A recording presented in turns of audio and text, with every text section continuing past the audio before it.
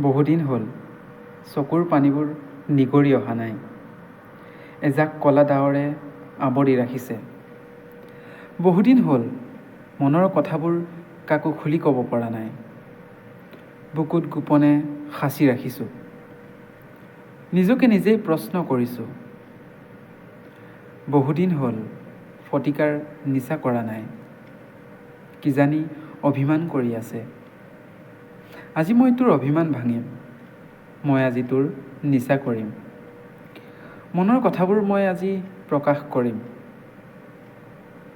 কেতিয়াবা মন যায় কাৰোবাক মনৰ কথাবোৰ খুলি ক'বলৈ, চকুৰ পানীবোৰ মুকলি কৰিবলৈ, আপোনজনৰ কপাহী ৰুমালখনেৰে চকুলো মচিবলৈ। সেইবাবেই আজি মই ফটিকাৰ নিচা কৰিম।